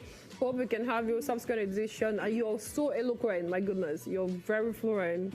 You agree with me, isn't it? Yeah, very intelligent. You're so intelligent. Please, I beg. Give up. This is for you, brother. South Africans don't go to school. Thank you. And to our Nigerian brother, before we go, any last words, brother? Samuel. Samuel is not there. Samuel. Samuel is there. Yeah, I'm here. My brother, you vex with us. Why you hold your cheek so? Oh, not at all. I know the verse. Yeah. It's just that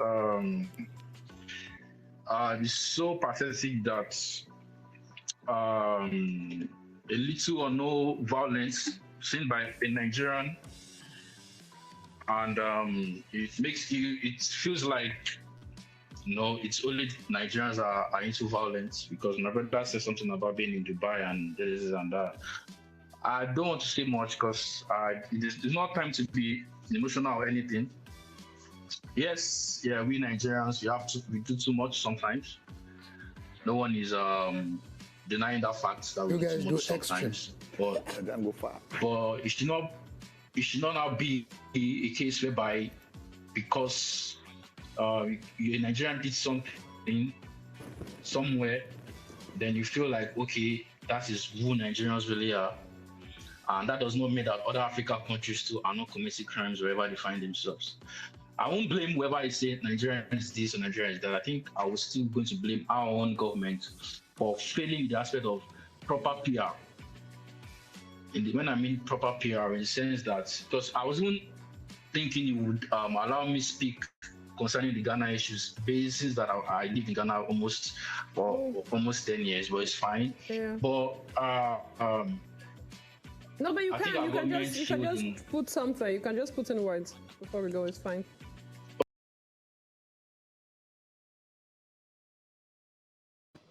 And no, it's not fine. I won't put you guys through listening to this moron babbling on about nothing. He had no points. He had no arguments to make. I bet he was just itching to say HIV Republic, as they always do.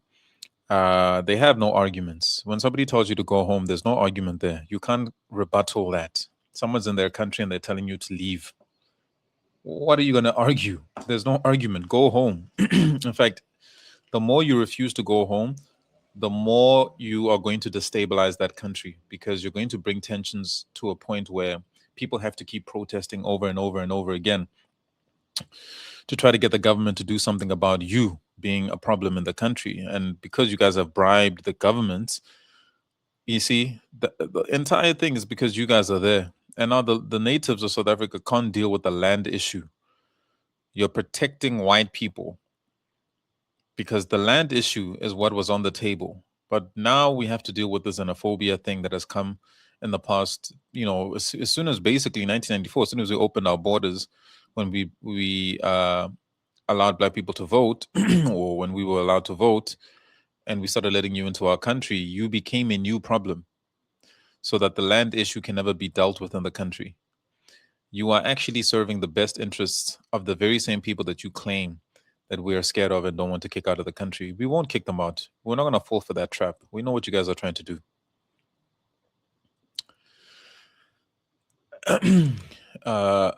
Let's go on to part 2 of this. There's actually more commentary that's been provided. So let's continue to listen. There's Clantis, and then there's also the others. So yeah, let's continue watching and listening to reactions from South Africans. fellow South Africans, it is clear that whenever there is misinformation about us and our history, it is our responsibility to correct it. Because for some reason, these people think that we do not know our history. For some reason, they think because they have it in their heads that South Africans are uneducated. And yet, as I have shown evidence before, that South Africa is actually leading in literacy, education system, and the best tertiary institutions on the continent. But the person that I want to talk to is the Foreign Minister of Ghana, Mr. Ablakwa. I apologize if I butchered your name. Sir, you lie to the people of Ghana. And it's becoming evident that some West African countries, you guys are liars. You thrive on propaganda. You thrive on victimization, playing the victim whenever you are exposed because you don't want the world to see your true colors. Sir, you lied about two things. The first thing that you lied about was the gentleman that was approached by South Africans and then he was asked to go home and fix his country. What was wrong with that?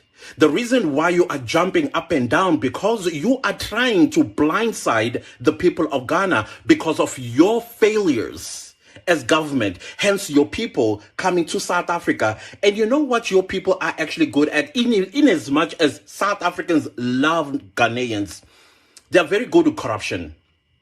Especially when it comes to paper trail. Very corrupt, your people. But no.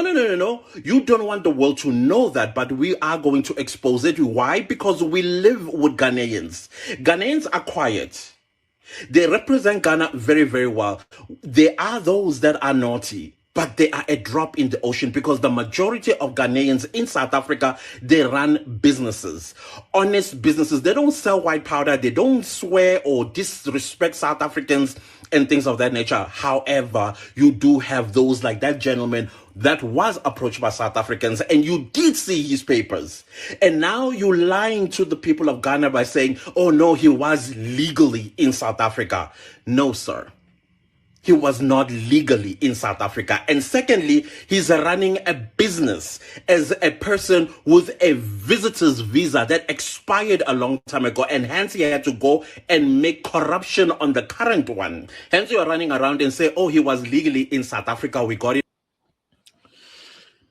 I feel like by now most people should understand. Anyway, look, the smear campaign was ran with no evidence and no proof, and now that everything's being cleared up, the media is not giving the same energy towards the actual truth. They ran with the lie. The world believed the lie. They hit them with that initial instant shot jockeying, and then now the lie is somewhat cemented in people's heads. And so anything you try to explain after that isn't really having the same impact because it doesn't have the same shock value. And again, the truth is being underreported deliberately. So now that we're clearing things up to explain to people how our immigration laws work, to explain that the Ghanaian man was illegal because you cannot, for one, our immigration laws do not allow you to have a business or work as an illegal or as a foreigner in the informal sectors like hair salons, barbershops. That Ghanaian gentleman was Emmanuel Asamoah was doing nails. Come on, guys. A 38-year-old man doing nails. We know that that's a euphemism for other activities. It's likely that the man was not doing nails. But let's go with that story anyway and say that he left Ghana all the way from Ghana to come to South Africa to come and do nails. That one is illegal. So you can't even obtain a visa for it. And then secondly, he was on a visitor's visa, which lasts 90 days per year. And he was just fraudulently getting it stamped at our corrupt immigration offices. So yes, South Africa is to blame as well. Hence why I said that in a country that has no law enforcement, you can't ask us to go complain to law enforcement. That doesn't make sense. So we've got to find other ways to have the will of the people enforced some way. And this is why we're taking matters into our own hands and creating structures to govern ourselves, because we've been left to the dogs. But the Ghanaian minister is very shocking that he put so much energy into focusing on South Africa. And from what I hear, the pressure that was put on him came from Nigerians to make all of the statements that he made and to summon South Africa. Even Nigeria has summoned South Africa's envoy. I mean, it's ridiculous. Nigeria thinks that they're running the show. They're controlling all these other countries to try to gang up against South Africa in the name of Pan-Africanism and African unity, which is nothing more than a gang, much like their government there in Nigeria is a gang. It's a cult. And Nigeria is trying to lead the cult of Africa against anybody that pushes back against the globalist agenda. Right? On good faith, you are lying, sir. And you need to be called out for lying. You are a liar. I know Ronald Lamola is not going to tell you that you're a liar because you guys have diplomatic relationships. I am an ordinary South African, and I'm going to tell you straight on your face, sir, you are a liar. The second thing, okay, before we move to the second lie that you told, in South Africa, to run a business, you need to follow our immigration laws. And yet, this very same so-called legally in South Africa, he's running illegal business in South Africa without following our immigration laws. That's another thing you told lies about to the people of Ghana. The second lie that you told about us, our history, how Ghana used to help South Africans, hey, all these South Africans. Sir, are you a Christian? I don't think you are, sir. Even if you do climb on mountaintop and say, I'm a Christian, you're not.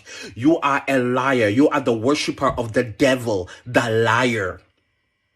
Because, sir, in South Africa, we know our history. We know who helped us. Kwame Nkrumah was a Pan-Africanist, and it ended there. You helping us during the days of apartheid, show us evidence. Show us evidence, sir. Put it on the table. Show us that this is what Ghana did, and this is what Ghana did, and this is what Ghana did in evidence. Substance, something we can touch, something we can see, something we can smell. That the people of... Ain't it funny how Nigeria came out of the blue saying that they gave us $61 billion. And then also now Ghana said, oh, we also gave you $50 million during apartheid. And they never answer the question, who did you give this money to? We want to follow the paper trail. Who did this money go to and where is the receipt?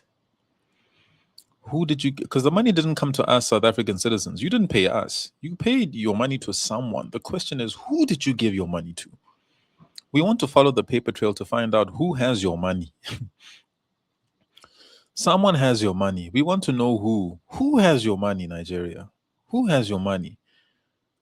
Now you're getting Ghana to say the same thing.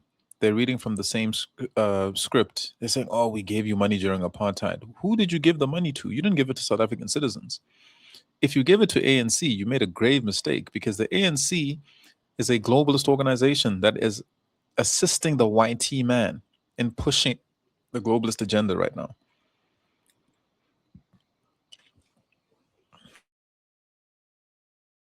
Ghana helped the people of South Africa during the days of apartheid. Secondly, in that lie that you tell, sir, ordinary South Africans have nothing. We have nothing. You need to learn our history, Mr. Oblakwa. Learn about South Africans, who we are. We are people of resistance, and we've won every war that was sent towards our direction. Alone, we were never enslaved, and we never sold even one slave to the transatlantic slave trade like you guys did. Oh no, that's the history you don't want to talk about. You sold your own people. We know your history. Because in South Africa, our schools, we do 3 types of history: South African history, African history, as well as global history. And we learned about the transatlantic slave trade. The reason why you have those dungeons there in Ghana is because your forefathers provided land for the transatlantic slave traders. You guys went into the villages and brought your people to be sold. Yeah, evidence is in Ghana. See, I'm providing evidence. Where is your evidence of helping us South Africans? And thirdly, the people that you are talking about, that, oh, South Africa, it invests in Ghana. Listen, These are the white people who own these companies. You see the stuff that you guys throw in our faces? They are the ones that are running businesses in your country. They are the ones. And secondly, and the people now that are selling us off to you are the politicians that have shares with the white people's companies in your country. Where are ordinary South Africans? No, please, sir, please do me a big favor. You have all the resources as the Minister of Foreign Affairs in Ghana. Go down.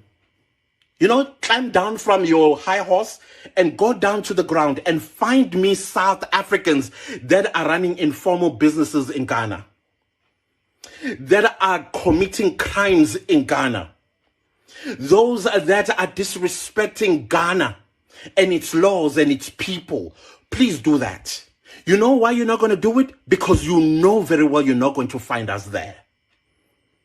You know you're not going to find us there. So why is it okay for your people to come here and disrespect our laws? All that South Africans are asking for is that, listen, you are welcome here in South Africa when you are legally here, so that we know who you are, what you're doing here. And if you committed a crime, we know where to get you. Which also includes using international law authorities like Interpol, so that you can come back and then you are held accountable. Why are you such a liar, sir? Why are you worshiping the devil? Why are you making the devil happy, Mr. Oblakwa? You are a liar. A liar, sir. And the third thing that I want to also highlight here is your hypocrisy. You right now are dealing with Nigerians in Ghana. The people of Ghana are on the streets demanding for Nigerians to be returned home, to go home and fix their country. Why is it okay for Ghana to do that, but it's not okay for us to do that? Do you see, sir, that you are the devil worshipper? Yeah, we know. Devil worshippers come in all sorts of sizes. They come wearing suits, and politicians as well. You ought to be ashamed of yourself. We South Africans know our history. You guys need to get it through your thick skulls. We know our history. And on top of that, we know your history as well. You're sold human beings to be enslaved in another land by different kind of people. That's evil. But we're not bringing that to your attention. We don't disrespect you with your history. We've been quiet, but you find it very easy to come and climb on top of our head and unzip your pants and pee on top of our head. We're not going to allow that. This is our country. We don't give a rat's tail what agreements you had with Ronald Lamola. We are not owned by Ronald Lamola. We are not owned by the ANC. If you want whatever it is that you gave to the ANC, go to the Lutuli house and demand for that. Otherwise, as South Africans, we will collect what you tell us how much we owe you. Tell us how much we owe you so we can pay it back. But you need to produce receipts, sir. Please produce receipts. So it's sickening what you guys are doing. It's sickening because it's evil. Y'all are evil people. And I'm not talking about the ordinary Ghanaians here. I'm talking about your leaders. Ordinary Ghanaians and ordinary South Africans, they're like this. Brothers and sisters love each other.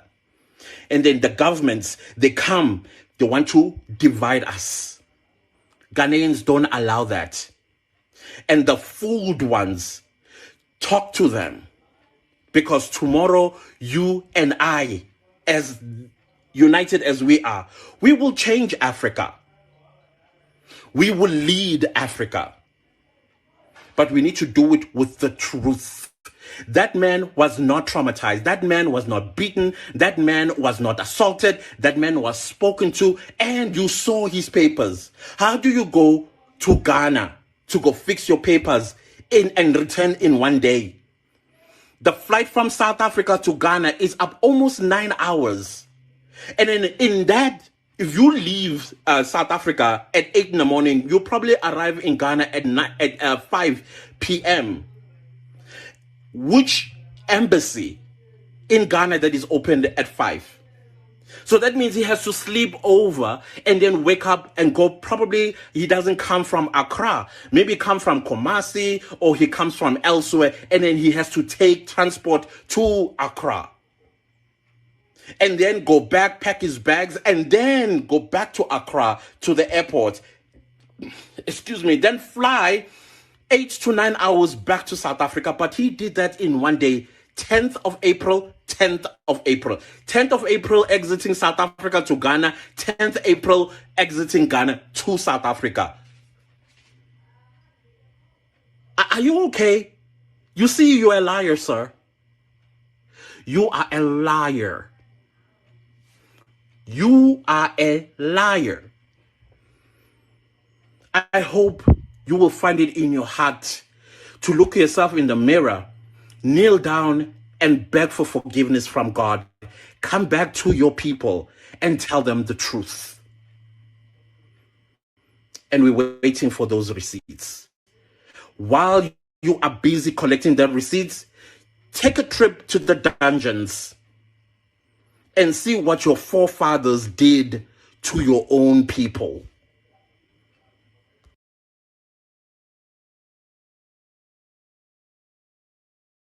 We had a reaction from different African people that were complaining to say and labeling us as xenophobic nation. So that tells you, Jorge, most African people don't believe in law and order. They don't respect the law. Hence, we are in this position that we are in as African continent, where our states, most states have collapsed. Victoria is 100% right. The outrage you're seeing from Africans is literally because we have laws that the people, the citizens, are enforcing. Remember, in Africa, this is unheard of. So Africans are used to failed governments, where once the government fails to do its job, Africans japa, they run away from their country. So it's a first for them to see citizens taking matters into their own hands and enforcing its own laws and governing the country themselves. So for some reason, this is insulting to Africans. Like, oh, how dare you? Who do you think you are? We are the citizens who run the country. The people shall govern. This is a democratic nation.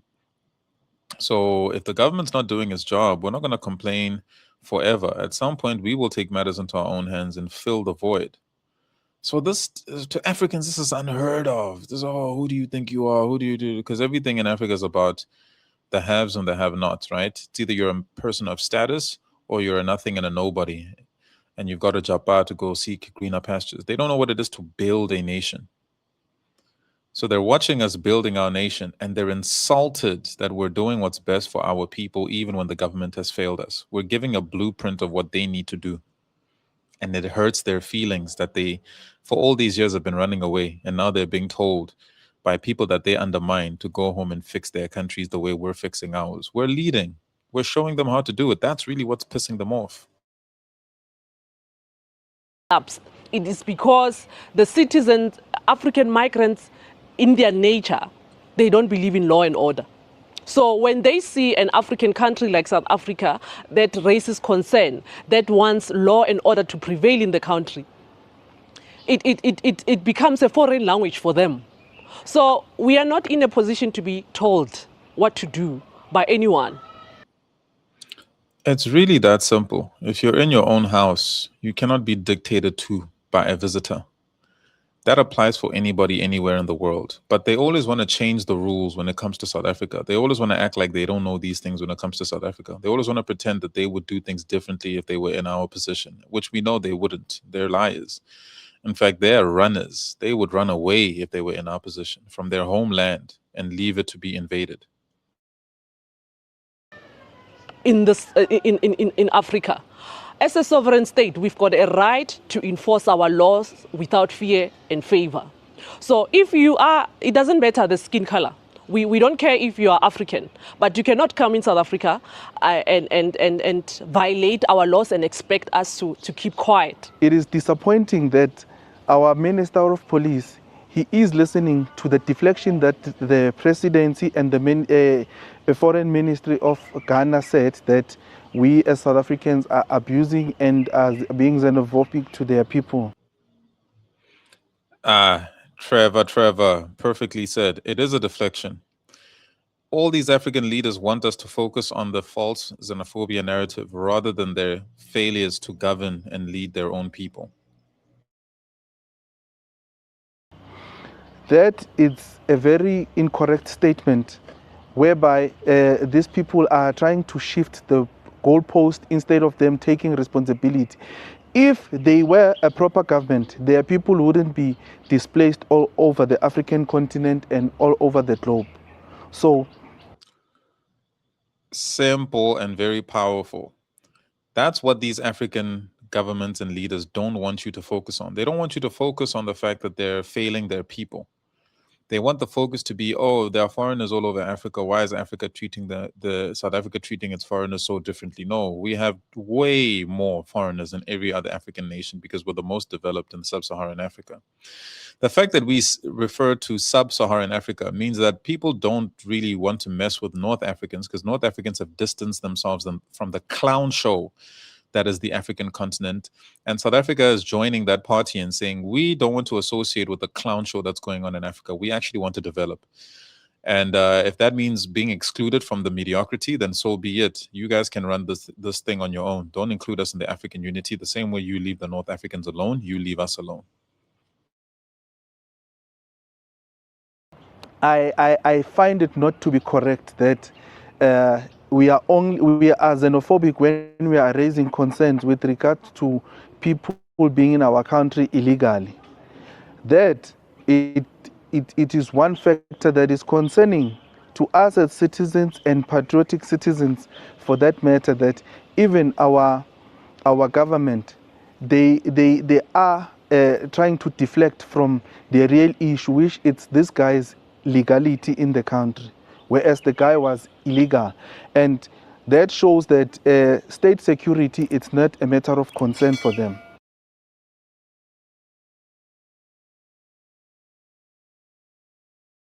We are not interested in nursing feelings, but we are interested in ensuring that the African continent prosper. And we're not going to be nice people when we do that. To ensure Uguti Africa prosper, we're going to come at you hard. And that's what we are doing. This we cannot allow. Yes, go home, Baba. Go and fix gun. When we are telling you to go and build, you find that offensive. What is xenophobic about telling an African migrant to go build their country? We are a laughingstock in the entire continent. African people don't believe in building. Now, I've seen also a reaction from most of. You'll notice how these clips don't go viral though, and even the part where she clearly explained in that video that we want Africa to be great, but for Africa to be great, sacrifice needs to be made. People need to go home and develop their nations, develop their countries, hold their governments accountable. It takes sacrifice. Africans don't want that. They just want to live a lie. They want to live for Instagram posts and likes and act as if they're on the same level as countries that are more developed than them. African men are a disgrace, and then to use victimhood to try to deflect from their failures and pretend that there's xenophobia. There's no xenophobia. You guys don't want to hold your governments accountable. Your governments are using xenophobia as a deflection because they know that they're failing their people, and they don't want Africans to wake up to this reality that you can fight your government. You can push back. You can put pressure on your government to deliver services to the people. Politicians are shaking. When they see what South Africans are doing, they're shaking in their boots because they know if this catches on, not only will Africans and the African continent be on fire, but the whole world will push back against the globalists. That's why they're trying to tarnish our names in this movement right now. Jacinta is leading a global. These patriots, Trevor, they're leading a global revolution. The Ghana citizens that were saying they are applauding their foreign minister because he is dealing with this matter. dealing with South African government decisively, and Ghana people cannot be touched. The same people that have that caused Ghanaian people to come to migrate and come and do nails in foreign country. Today you are applauding them. They are the reason why you have left Ghana, because your government is failing to create opportunities in your country. But today you are defending them. So what type of thinking and mindset is this that we see from African people? We have seen a number of TV shows, influencers in Ghana, condemning our behavior instead of doing the same, instead of ensuring that they protect their constitution and also they develop their country and create opportunities for the Ghanaians. You are fighting South Africans that want law and order to prevail in their country. You are fighting South Africans that want to develop their country. We want South Africa to develop. We want to attract potential investors as a country that will help us create jobs for our people. You should be doing the same, familiarizing yourselves with your constitution and ensuring that it protects the citizen of Ghana and it benefits the citizens of Ghana as a sovereign state or any African state. You are not doing that. You are busy fighting. You are looking for sympathy, and it's always Africans that are looking for sympathy from the entire world. You guys don't believe in building. Africans, our focus as each and every African state was to be like the likes of China or European countries. First world countries. That's what we should be aiming for.